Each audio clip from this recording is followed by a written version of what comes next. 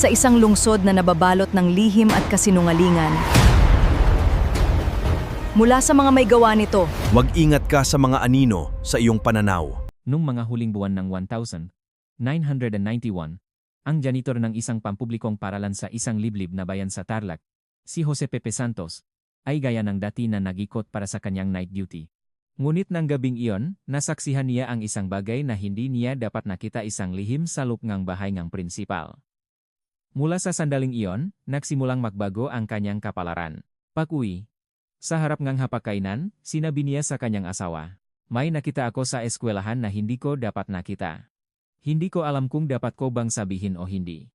Iyon na ang huling hinaing na narinig ng kanyang asawa. Isang umaga noong Enero 1992, sa gitna ng malamig na simoy ng hangin, umalis si Jose na may bili na, "Baka gabihin ako sa pag-uwi ngayon." At hindi na siya kailanman bumalik.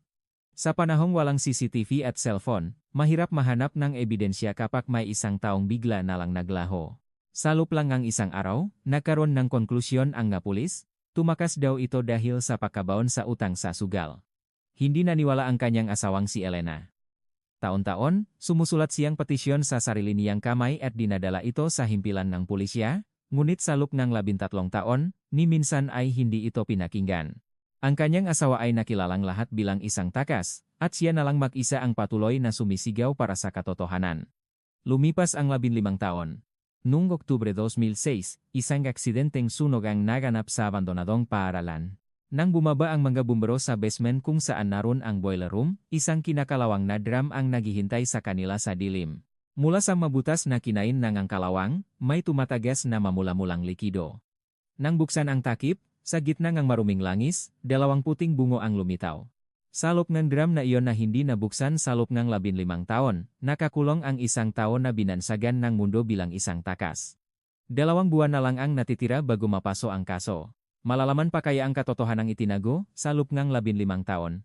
At sino ang taong nakulong sa isang lalaki sa drum at namuhay ng payapa sa loob ng 15 taon? Dito magsisimula ang kwento ng gabing iyon. Sabado, Oktubre 14, 2006. Malilim na ang gabi, sa labas Nege Bayan Nege Dalisay, Tarlac. Sa dulo ng pakitit na sementadong daan na napapaligiran ng gapalayan, nakatayo ang isang luma at malaking gusali ng paralan, tila isang anino sa kadiliman. Mula nang magsara ito noong 1998. 8 taon nang walang pumupunta sa abandonadong paralan na ito, na ngayon ay pinamumugaran na ng gadamo at talahib. Ang sinanggang buwan na tumatagos sa mga basak na bintana ay nagbibigay ng nakakakilabot na pakiramdam na parabang may isang taong tahimik na nakmamasid. Wow! Ang ganda ng atmosphere dito. Kuya Mike, kapag dito tayo nag-shoot, siguradong panalo na tayo sa film festival. Masayang sigaw ni Paulo, ang pinakabatang miyembrong kanilang film club, habang iwinawasiwas ang kanyang flashlight.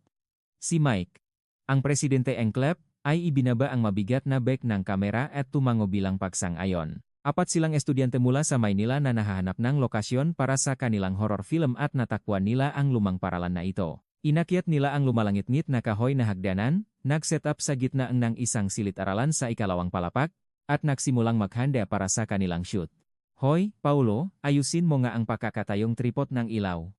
Tabingi ang sahikaya palaging tumatagilit." Sigaw ni Mike habang inaayos ang gamit at pinapagalitan ang kanyang kasamahan. Inilagay ng estudyante ang isang halogen lamp sa ibabawang tripod, ngunit hindi pantay ang sahig na gawa sa lumang kahoy. Ang tripod, na hindi matatag sa ibabaw ng sahig, ay biglang tumagilid.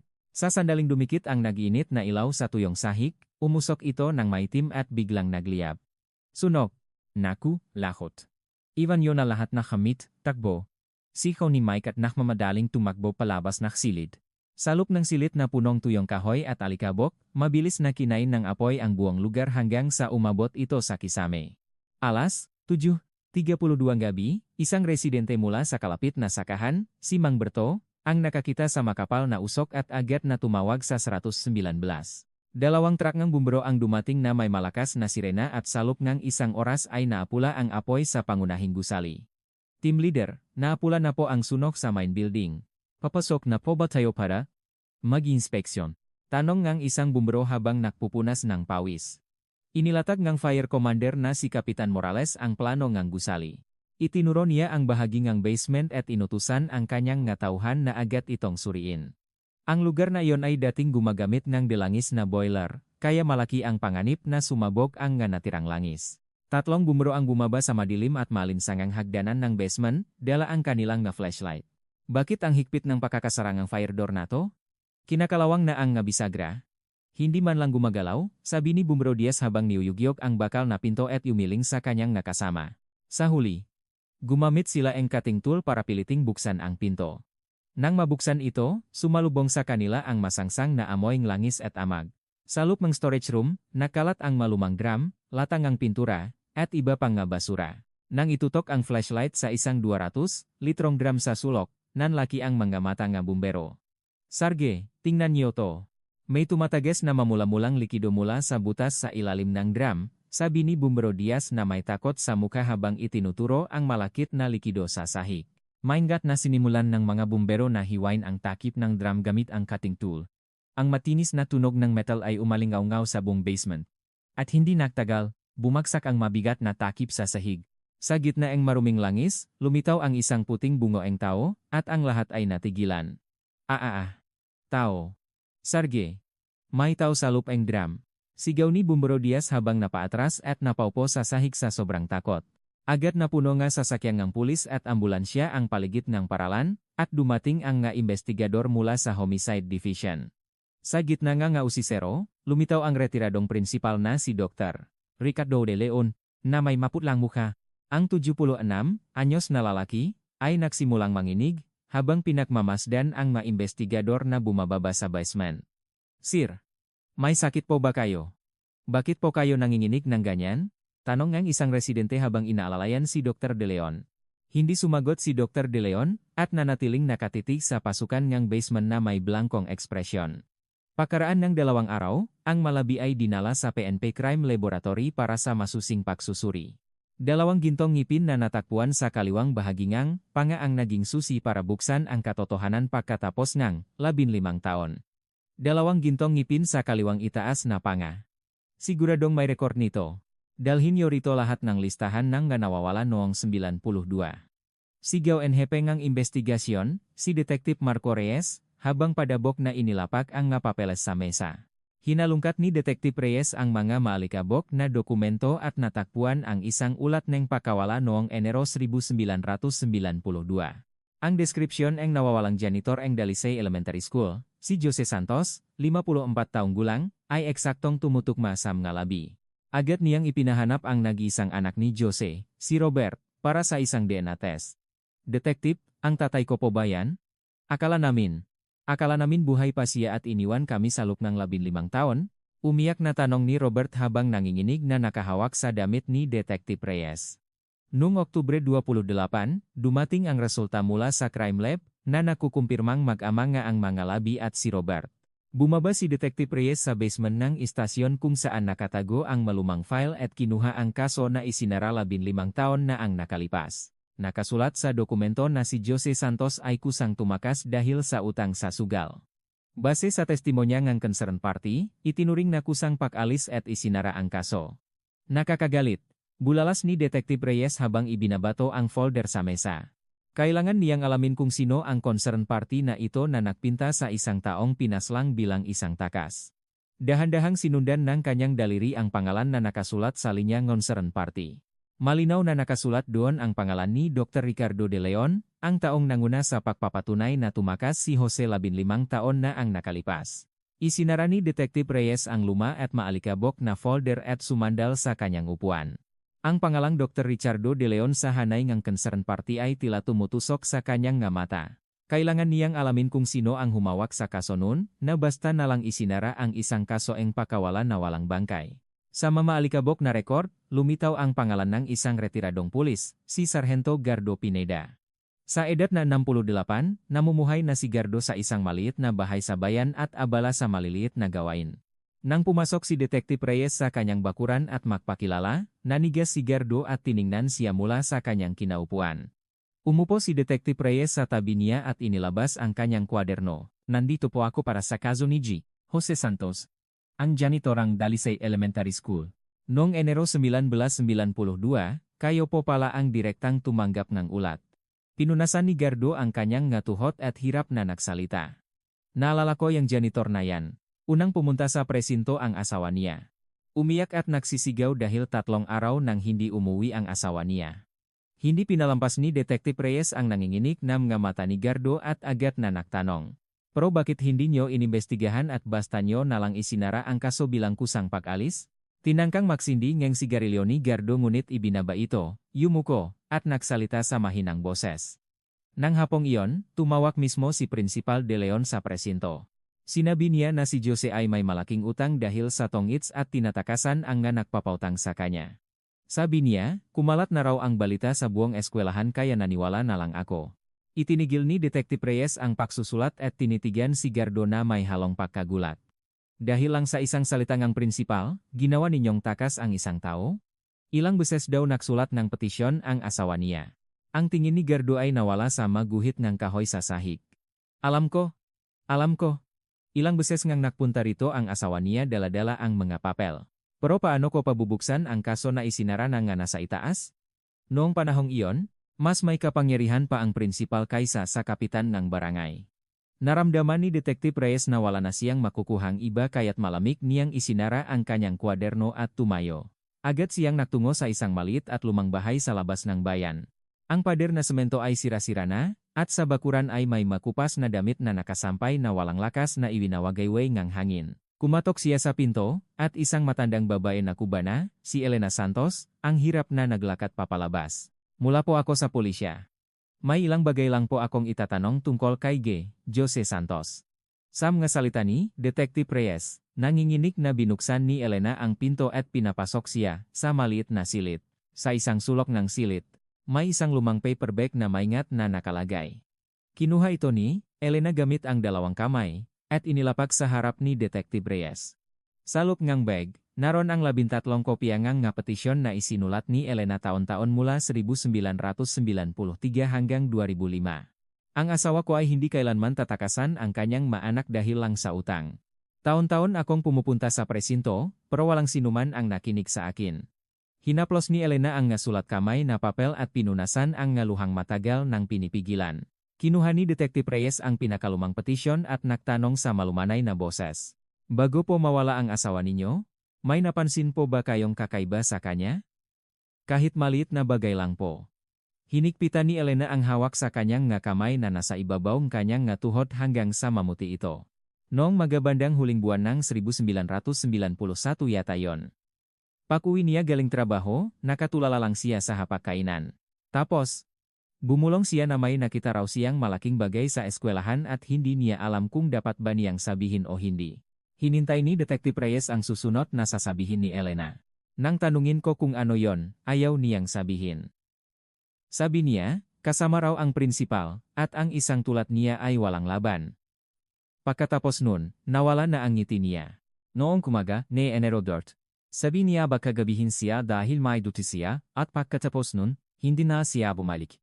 Isinara ni Detective Reyes ang kanyang kwaderno, bumuntong hininga, at tahimik na ipinikit ang kanyang mata. Pagbalik sa presinto, humiling siya sa depet ngang listahan ng gagurong nagtrabaho sa Dalisay Elementary School sa pagitan ng 1999-1922. 4 na guro ang kanyang nakausap, ngunit karamihan sa kanila ay naniniwala sa sinabi ngang prinsipal. Ang huli niyang pinuntahan ay isang maliit na bookstore na pag-ari ng isang retiradong guro, si Ginang Ofelia Cruz. Sige, Jose Santos. Naalala ko na laging mainit ang ulo ng prinsipal sa kanya, sabi ni Geng Cruz habang inaalis ang kanyang salamin. Sa isang maliit na mesa sa loob ng tindahan, lumingon-lingon si Geng Cruz at ibinaba ang kanyang boses. Minsan, nakita ko sila sa pasilyo sa labas ng opisina ng prinsipal. Hawak-hawak ng prinsipal ang braso ni Santos at galit na may sinasabi. Sige. Santos naman ay putlang-putla at hindi makapagsalita. Tumango si Detective Reyes at nagtanong kung mayroon bang partikular na malapit sa prinsipal sa paralan. Nag-atubili si Geng Cruz. Pinaglaruan ang kanyang salamin, at maingat na nagsalita. May isang bagong guro nun, si Cristina Villanueva. Masyadong inaalagaan ng prinsipal ang gurong yon. Ilang beses ko silang nakitang lumalabas mula sa bahayang prinsipal pagkatapos ng klase, at hindi maganda ang bulong-bulungan. Pero pagkatapos mawala ni Santos, wala pang 2 buwan ay bigla na lang siyang lumipat sa ibang paaralan. Isinulat ni Detektif Reyes ang pangalan ni Cristina Villanueva sa kanyang kwaderno at nilagyan ng makapal na salungguhit. Sa parehong oras, pumasok ang bagitong pulis na si PO2 Leo Garcia sa opisina at kinalampak ang mesa ni Detektif Reyes. Ipinakita ni PO2 Garcia ang mga dokumento mula sa munisipyo at ang testimonya ng kapitan ang barangay. Sir, tingnan niyo to. Walang utang sa sugal sige. Santos. Ang pinakamalaki na niyang nilaro ay 10 pisong pusta lang sa tongit sa kanto. Binuklat ni Detektif Reyes ang marekord mula sa DepEd at ngumiti ng malamig. Pawang kasinungalingan ang utang sa sugal. May malalim na alitan sa pagitan ni G. Santos at ng prinsipal. At higit pa ron, ang gurong malapit sa prinsipal ay umalis agad pagkatapos ngang insidente. Nagtatakang tiningnan ni PO2 Garcia ang mga rekord. Ibig sabihin, posibleng pinatay ngang prinsipal si G. Santos at pinalabas na dahil sa utang sa sugaw. Tumayo si Detektif Reyes mula sa kanyang upuan, kinuha ang kanyang jacket, at sinabi ng may diin. Sigurado na tayong hindi ito kusang pag-alis. Ngayon, oras na para hanapin si Cristina Villanueva, na nanahimik sa loob ngang 15 taon.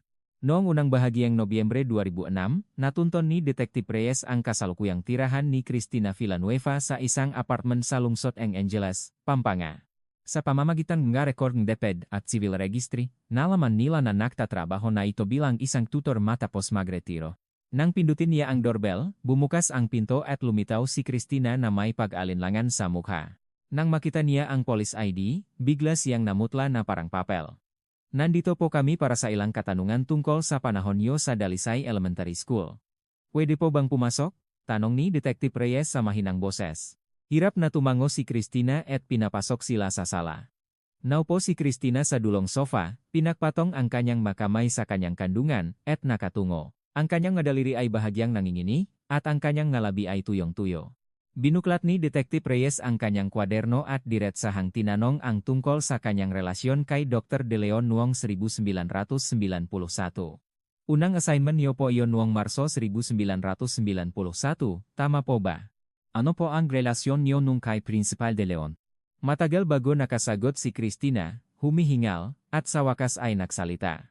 Sa simula, tungkol lang sa trabaho ang pinag-uusapan namin. Pero pagsapit nga Abril, sinimulan na niya akong imbitahan sa bahay niya para makape pagkatapos ng klase. Bilang isang bagong guro, hindi ko matanggihan ang isang prinsipal. Ang boses ni Cristina ay nanginginig at halos hindi marinig. Inilagay ni Detektif Reyes ang kanyang kwaderno sa kanyang hita at tinitigan ng malamig ang mukha ni Cristina. Hindi na kailangang itanong kung kape lang ang pinunta niya sa bahay ng prinsipal, lahat ay nakasulat sa kanyang mukha. Yumuko si Cristina sa hiya at maingat na inalala ang isang araw noong Setyembre 1991. Makasama kami sa loob ng bahay niya nang may narinig kaming kaluskos sa likod. Nagmamadaling lumabas ang prinsipal, at pagbalik niya, sinabi niyang nakita niya ang janitor na si Mang Pepe na dumaan.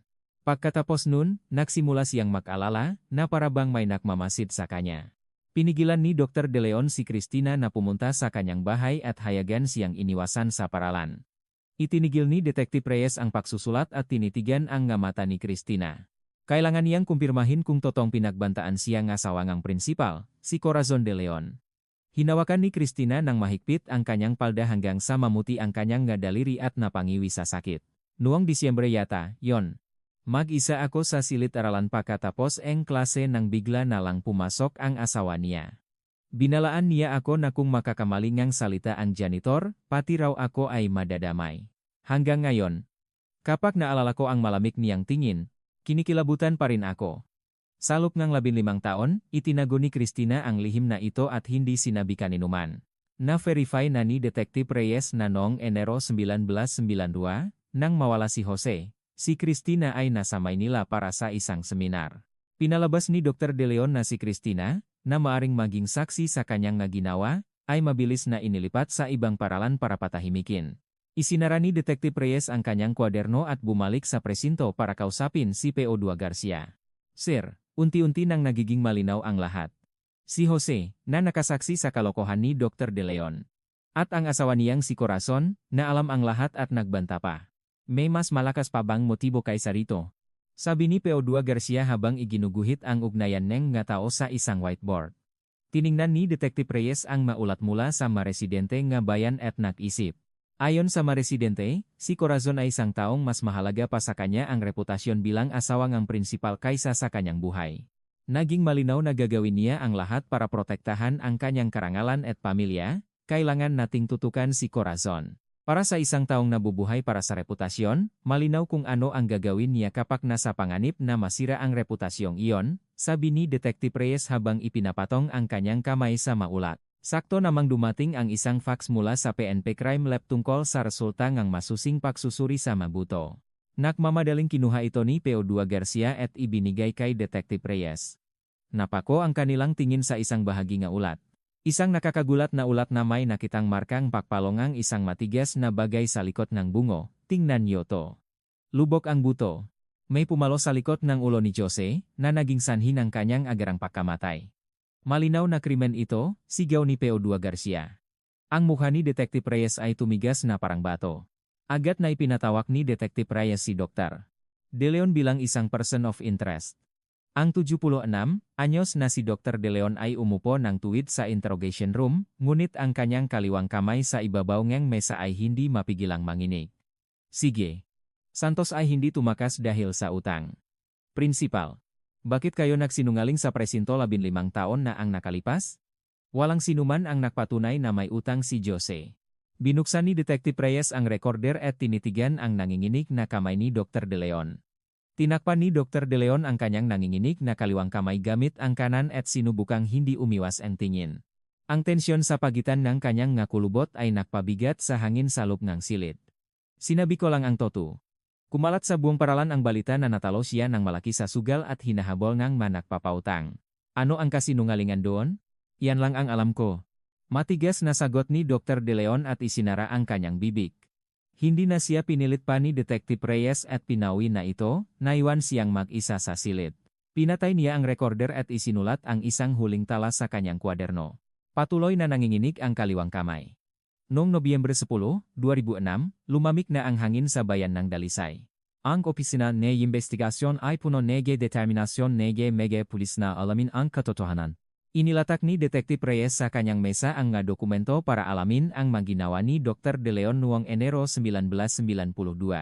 Habang naghihintay ng mga record mula sa DepEd, masusi nilang pinag-aralan ni P.O. Garcia ang maulat. Detective Reyes, may sulat po para sa inyo.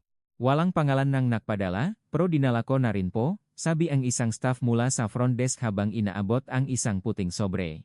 Nakasulat lang sa labas ang PNP Homicide Division. Nang tingnan ang selyo, malinaw na galing ito sa post office ng Angeles City. Maingat niyang binuksan ang sobre at nakita ang isang papel na may nakaprint na mensahe, huwag ang prinsipal ang tingnan ninyo, kundi ang pamilya ang prinsipal. Anong ibig sabihin nito? Bulong ni Detective Reyes habang itinatapat ang papel sa ilaw. Lumapit si P.O. Garcia at sinuri ang sobre. Malinaw ang intensyon ng nagpadala, ang salarin ay hindi si Dr. De Leon mismo, kundi isang tao sa loob ng kanyang pamilya partikular na ang kanyang asawang si Corazon. Nakaroon ng tensyon sa pagitan ng dalawang pulis kung sino ang nagpadala ng sulat. Sir, baka si Christina ang nagpadala nito. Taga Angeles ang selyo, malapit lang sa tinitirhan niya ngayon, sabi ni P.O. Garcia habang isinusulat ang address ni Christina. Inilagay niya ang sobre sa isang evidence bag para sa fingerprint analysis. Si Christina ang direktang nakatanggap ng banta mula kay Corazon, kaya may motibo siyang magbigay ng impormasyon. Ang isa pang guro, si Geng Cruz, ay nakatira sa bayan, kaya hindi tugma ang selyo. Muli, ang lahat ng pahiwatig ay tumuturo kay Corazon. Habang hinihintay natin ang resulta ng fingerprint, subaybayan ninyo ulit ang mga galaw ni Christina. Kailangan na lang nating hintayin ang sagot mula sa DepEd. Umupo si Detective Reyes at uminom malamig na kape. Biglang tumunog ang fax machine. Nagmamadaling kinuha ni P.O. Garcia ang papel. Isang record na nagpapatunay na noong Enero 4 at 5, 1992, si Dr. De Leon ay dumalo sa isang seminar sa San Fernando, Pampanga. May pirma pa niya ito at selyong hotel na tinuluyan. Sir, tingnan niyo to. Noong Enero 4 at 5, kung kailan nawala si Jose, nasa San Fernando pala si Dr. De Leon. Napangiti si P.O. Garcia nang may pakadismaya. Tinitigan ni Detective Reyes ang kopyang record. Kung si Dr. De Leon ay nasa seminar, hindi niya magagawang patayin si Jose ng mag-isa. Kung ang krimen ay nangyari sa pagitan ng gabi ng Enero 3 at pagkatapos ng Enero 6, mayroon siyang perpektong alibi. Tulad ng sinabi sa sulat, posibleng ibang tao sa pamilya ng prinsipal ang gumawa ng krimen. Kailangan nating balikan ang testimonya ng kapitan na nakakita kay Corazon na kausap si Jose sa harap ng eskwelahan. Bilisan natin. Tumayo si Detective Reyes, at sumunod si P.O. Garcia. Nagpunta sila sa bahay ng kapitan ng barangay, si Kapitan Gomez. Sa bakuran kanyang bahay, na 10 minuto lang mula sa paralan, nagtatambak ng balat ng kamote. Ang 61 anyos na si Kapitan Gomez ay nagulat nang makita ang mga pulis. Noong Nobyembre 91, sabi niyo nakita niyo ang asawang prinsipal na kausap ang janitor. Pwede niyo po bang ikwento ulit ng mas detalyado? Tanong ni Detective Reyes. Itinigil ni Kapitan Gomez ang pagbabalat ng kamote at inalala ang nakaraan. Isang malaking usapan sa baryo ang pagpunta ng asawa ng prinsipal sa eskwelahan dahil hindi naman ito madalas mangyari. Malinaw na inilarawan ni Kapitan Gomez ang tensyon sa pagitan ng dalawa. Medyo malayo ako kaya hindi ko nakita ang mga mukha nila. Pero galit na kumakumpas ang ginang, at si Mang Jose naman ay takot na umiiling. Ang testimonya ni Kapitan Gomez ay nakpatibay sa teorya na may ipinapagawa o pagbabanta si Corazon kay Jose. Isinulat ni Detective Reyes sa kanyang kwaderno, paninindak ni Corazon, at isinara ito. Sa loob ng kotse, kinakagat ni P.O. Garcia ang kanyang makuko. 2 buwan na lang ang natitira bago mapaso ang kaso. Marami silang hinala, ngunit wala silang matibay na ebidensya para idiin si Corazon. Walang ebidensya, hindi kikibo ang babaeng yon, sir. Paano na tayo? Nanginginig na tanong ni P.O. Garcia.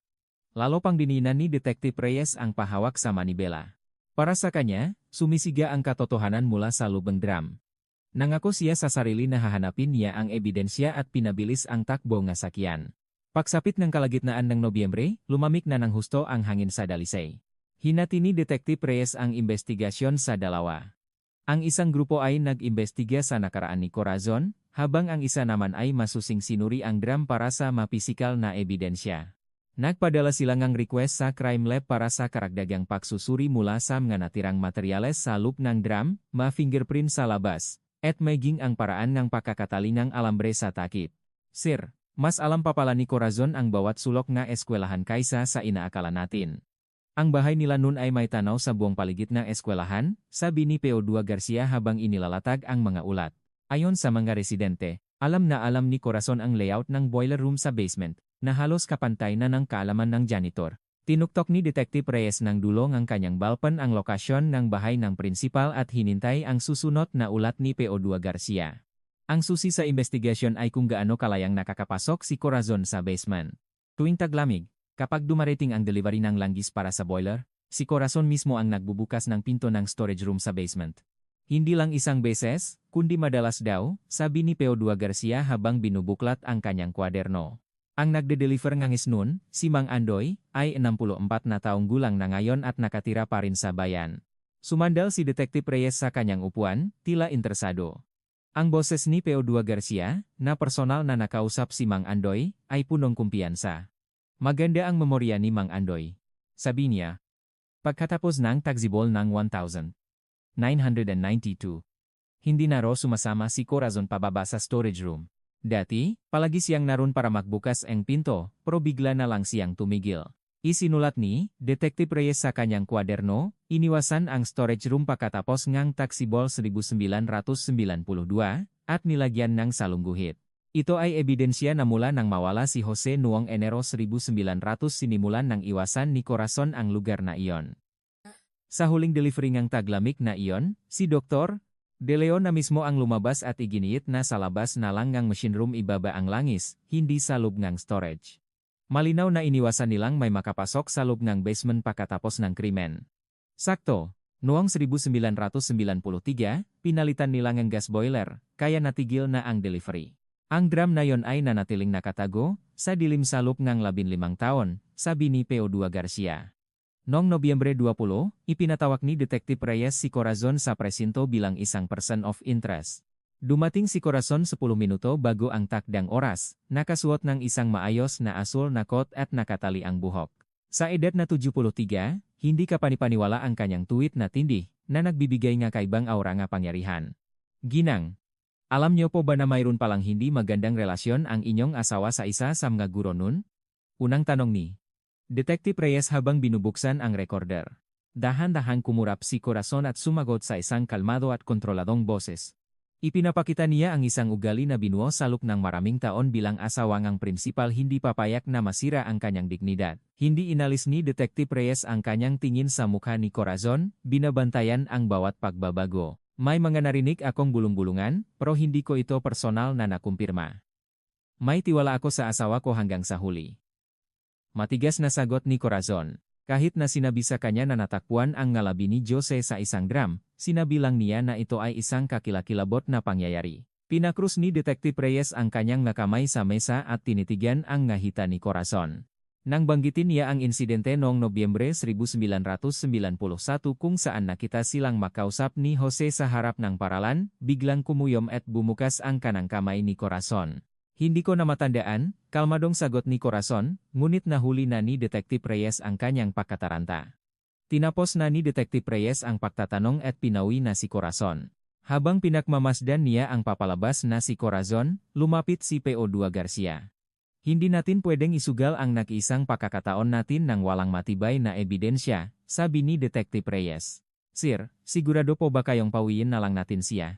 Mukhang hindi biro ang babaeng yon. Nang gabing iyon, nagbantay si PO2 Garcia malapit sa bahayang mag-asawa. Wala pang isang oras matapos umuwi si Corazon, lumabas si Dr. De Leon na mag-isa at naktungo sa isang trail sa likod ng kanilang baryo. Gabi na, pero naglalakad siya sa madilim na daan, balisa. Pagkatapos umuwi ni Corazon, lumabas agad si Dr. De Leon. Ibig sabihin, hindi sila mapakali sa bahay, guilty sila. Kinabukasan, habang iniinom ang kanyang kape, pinakinggan ni Detective Reyes ang ulat ni PO2 Garcia. Ilang araw pagkatapos, dumating ang resulta mula sa crime lab tungkol sa drum, isang resulta na tuluyang bumago sa takboeng investigasyon. Ang pagkakatalinga alambre sa takip ng drum ay hindi pang industriya, kundi isang taling bukit, isang klaseng buhol na ginagamit sa mabukit para ipangtali sa mga pinatuyong sili o gulay. Ito ay gawa ng isang taong sanay sa buhay bukit, hindi ng isang mekaniko o isang malakas na lalaki. Taling bukit, buhol na ginagamit sa pagpapatuyong sili. Ito na ang magiging alas natin, sabi ni Detective Reyes habang dahan-dahang ipinapatong ang kanyang kamay sa ulat. Tiningnan ni PO2 Garcia ang kalendaryo. Malapit nang matapos ang Nobyembre. Wala pang 2 buwan ang natitira. May sapat na silang hinala, pero ngayon lang nakaroon ng matibay na ebidensya. Tumayo si Detective Reyes at tumango kay PO2 Garcia. Sabay na ipinatawag ni Detective Reyes ang mag-asawang De Leon para sa huling pagtatapos ang 15 taong misteryo. Sinadya niyang makaibang oras ang kanilang pagdating para hindi sila makaroon ng pagkakataong mag-usap. Si Dr. De Leon ay dinala sa unang palapag, habang si Corazon naman ay sa ikalawang palapag. Principal, ngayon po ay mas detalyado ang mga itatanong ko. Mukhang mas payat po kayo ngayon? Sabi ni Detective Reyes pagpasok sa silid. Tumango si Dr. De Leon, nangingini, habang nakapatong ang kanyang makamay sa mesa. Ang tunok lang ng orasan ang maririnig. Inilabas ni Detective Reyes ang isang makapal na folder. Gayang sinabi ko dati, wala talaga akong alam. Si Jose ay umalis lang dahil sa utang pinutol siya ni Detective Reyes. Ipinakita niya ang testimonya ni Cristina at ang ulat tungkol sa drum. Binanggit niya ang hindi nararapat na pangyayari sa bahay ng prinsipal at ang pagbabanta ni Corazon kay Cristina. Nagsimulang mangginig ang magalabi ni Dr. De Leon. Inamin ko ang tungkol sa amin ni Ma'am Cristina. Pero wala akong kinalaman sa pagkamatay ni Jose, sigaw niya. Inilapit ni Detective Reyes ang litratong taling bukit sa mukha ni Dr. De Leon. Alam ni Dr. De Leon kung ano ang ibig sabihin ng buhol na iyon. Ipinakita rin ang maebidensya na pinigilan niya ang delivery boy na makapasok sa basement. Ako ang gumawa. Ako ang pumatay kay Jose. Walang alam ang asawa ko. Biglang sigaw ni Dr. De Leon, inaako ang lahat ng kasalanan. Inangkin niyang hindi siya umalis noong Enero 4 at siya ang pumalo kay Jose. Sumandal si Detective Reyes at pinanot siya sa loob ng 30 segundo. Ang kastilyong buhangin ng kasinungalingan ay gumuho. Maganda sanang umamin kayo, Principal, pero kailangan tama ang madetalye. Tingnan niyo po itong attendance sheet ng seminar. Ipinakita ni Detective Reyes ang ebidensya na nasa San Fernando si Dr. De Leon noong gabing iyon. Namutla si Dr. De Leon, hindi makapagsalita. Sinabi ni Detective Reyes na ang seminar na iyon ay hindi regular at si Dr. De Leon mismo ang nag-apply para rito nang hindi sinasabi sa ibang guro. Napahawak si Dr. De Leon sa kanyang mukha at nagsimulang umiyak. Sinadya niyong umalis para bigyan ng pagkakataon ang asawa niyo na gawin ang krimen, hindi ba? Sino ang nasa eskwelahan nun? Tanong ni Detective Reyes. Sumuko na si Dr. De Leon at humagulgol na lang. Umakyat si Detective Reyes sa ikalawang palapag kung saan kausap ni P.O. Garcia si Corazon. Nanatiling tuwid ang tindig ni Corazon, ngunit matalim ang tingin niya kay Detective Reyes. Ipinakita ni Detective Reyes ang mga dokumento ng seminar. Ginang, handang magsinungaling ang asawa niyo para protektahan kayo. Ngumiti siya ng mapait. Hindi pa rin nagsasalita si Corazon. Inilabas naman ni Detective Reyes ang 13 petisyon na isinulat ni Elena. Ang nasalitang hindi tatakas ang asawa ko ay tumama sa mga mata ni Corazon.